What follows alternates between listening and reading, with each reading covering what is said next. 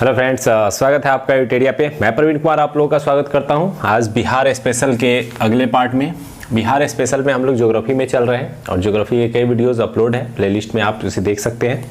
आज हम लोग पढ़ेंगे बिहार के प्रमुख उद्योग एवं क्षेत्र।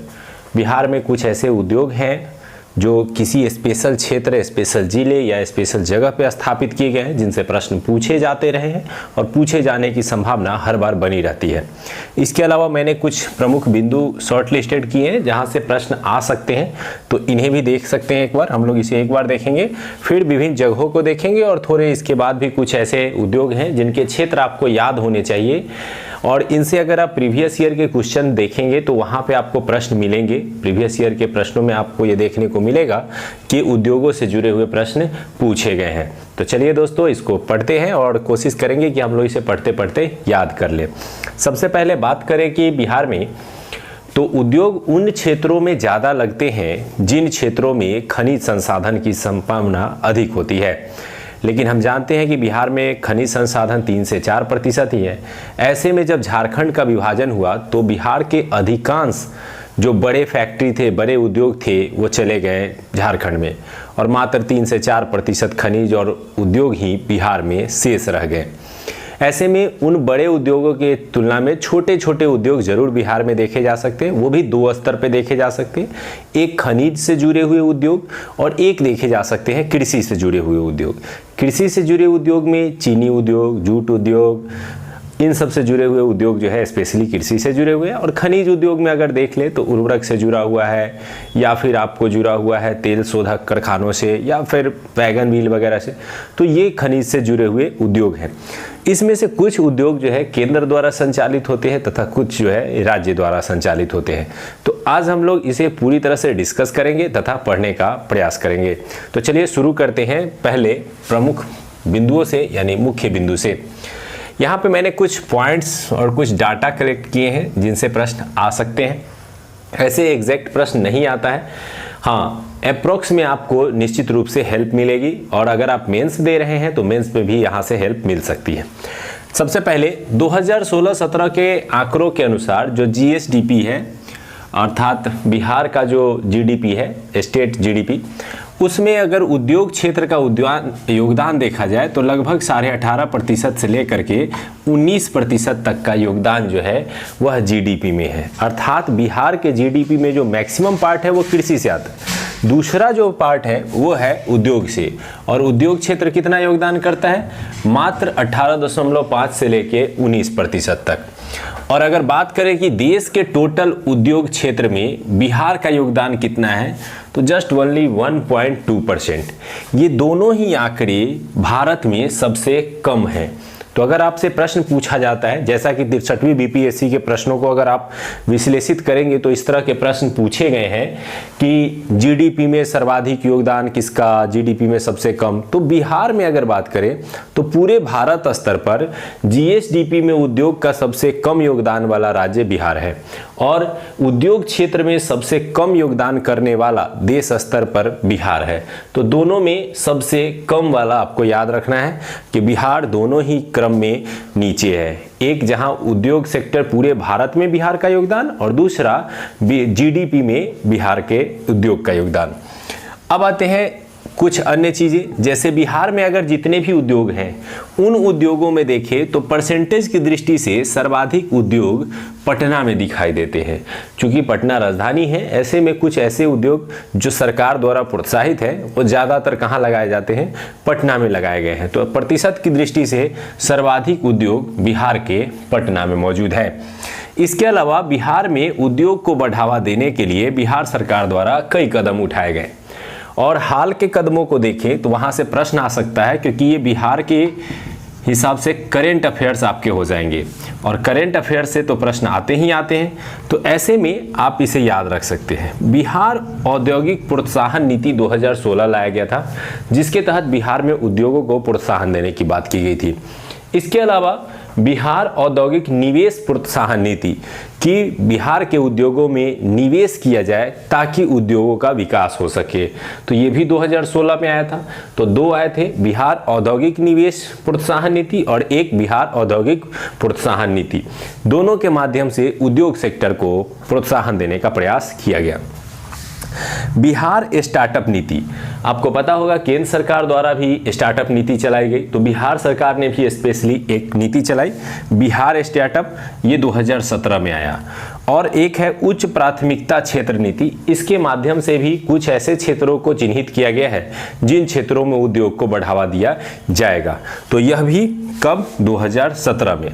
और जो सबसे इंपॉर्टेंट है, VBI कह सकते हैं कि बिहार औद्योगिक क्षेत्र विकास प्राधिकरण, इसको बिरडा कहते हैं, BIADA, बिरडा, बिहार औद्योगिक क्षेत्र विकास प्राधिकरण 1974 के एक्ट के तहत बिहार में बिरडा का स्थापना किया गया, जिसका मूल उद्देश्य है बिहार में उद्योगों को बढ़ावा देना।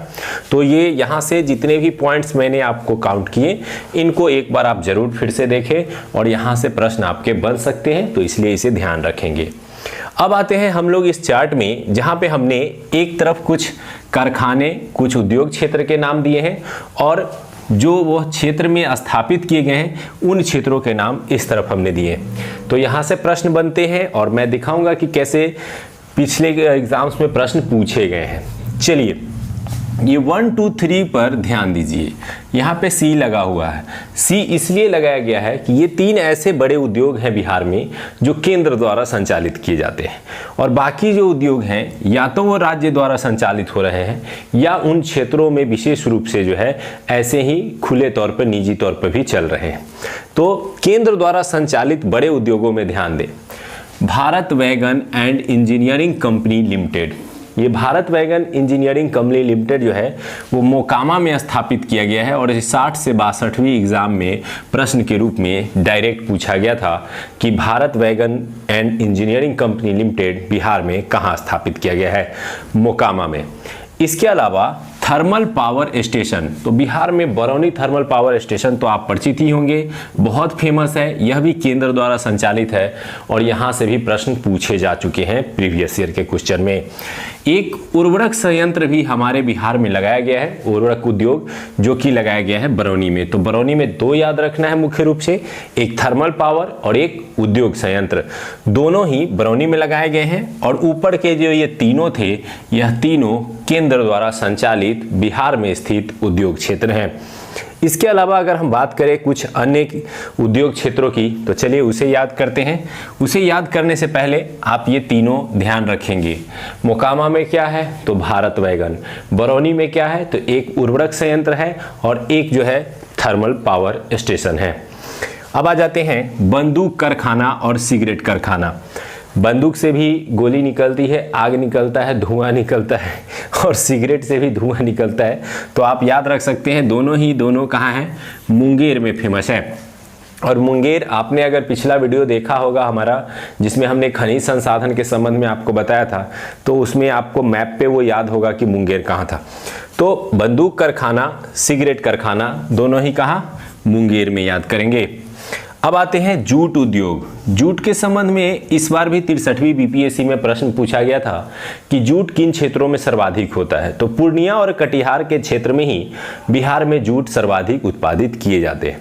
ऐसे में अगर उद्योग की बात आती है कि जूट उद्योग कहाँ लगेगा, तो उन्हीं क्षेत्रों में सर्वाधिक लगेंगे। तो कटिहार क्षेत्र में सर्वाधिक जूट उद्योग आपको देखने को मिल जाएंगे। इसके अलावा आप याद रख सकते हैं कि दिया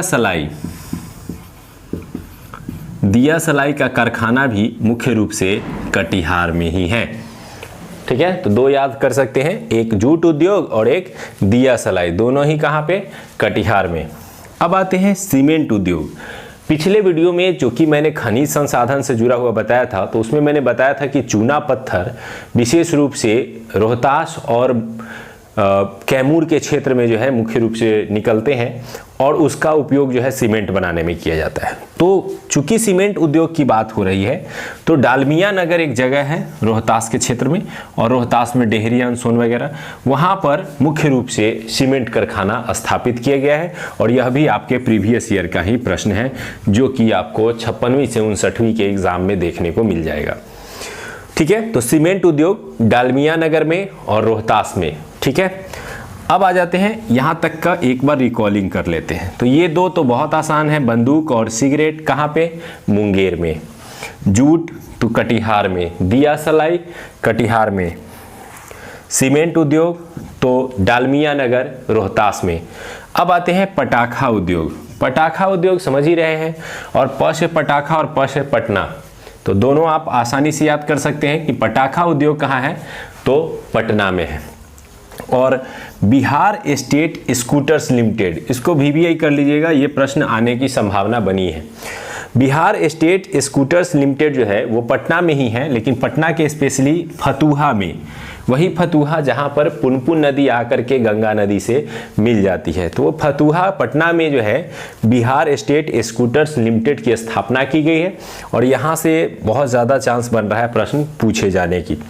इसके अलावा अगर बिहार में देखें तो रेशम उद्योग बिहार में एक प्राचीन उद्योग भी रहा है, और भागलपुर जो है इसके लिए बहुत फेमस है। भागलपुर में ही विशेष रूप से बिहार में रेशम से जुड़ा हुआ उद्योग पाया जाता है, तो ये आप याद रख सकते हैं। इसी क्रम में यहाँ आप याद ये भी रख सकते हैं कि यदि बात होती है सूती वस्त्र की, ये तो हम लोग रेशमी वस्त्र की बात करें, सूती वस्त्र की बात करें तो गया और फुलवाड़ी शरीफ सूती वस्त्र उद्योग के लिए क्षेत्र फेमस है। तो रेशम उद्योग पूछा जाएगा तो भागलपुर, और सूती वस्त्र पूछा जाएगा तो गया के क्षेत्र में है। और प्लाईवुड, यहाँ से ये VBI कर लीजिएगा, ये भी प्रश्न पूछा गया है और पूछा जा सकता है, क्योंकि बिहार में हाजीपुर जो वैशाली क्षेत्र में है, यह विशेष रूप से प्लाईवुड कारखाना के लिए जाना जाता है।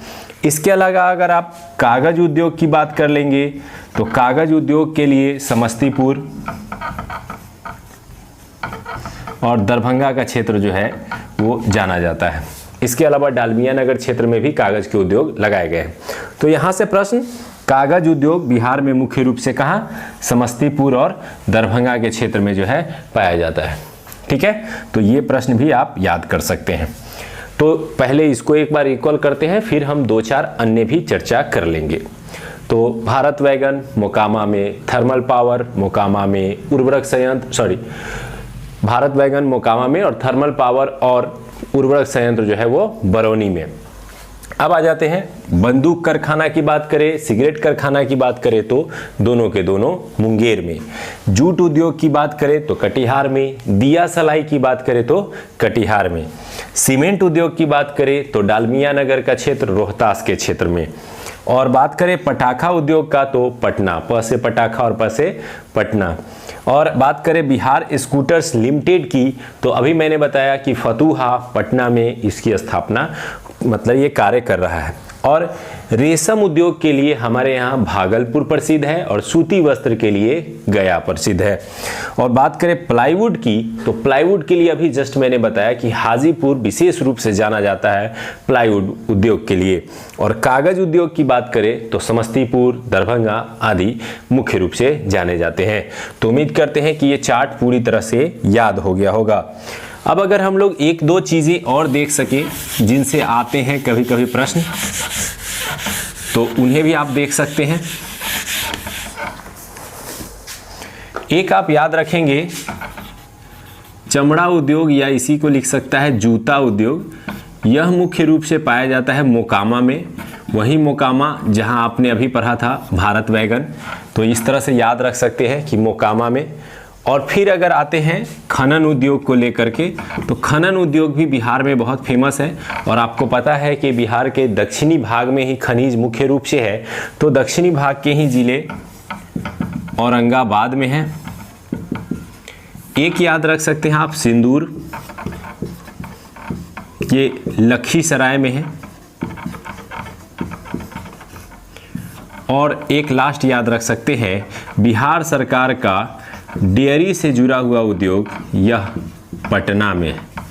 तो मुख्य रूप से ये प्रमुख उद्योग है, इसके अलावा भी एक दो छोटे मोटे उद्योग हो सकते हैं जिनसे प्रश्न आ जाए, लेकिन अधिकांश प्रश्न इसी से बनेंगे, इसलिए इसको टू द पॉइंट बिल्कुल याद रखें ताकि एग्जाम में आप पर किसी भी प्रकार का प्रेशर न रहे, क्योंकि जितना ज़्यादा आप याद करके जाएंगे एग्जाम में उतना रिलैक्स रहेंगे।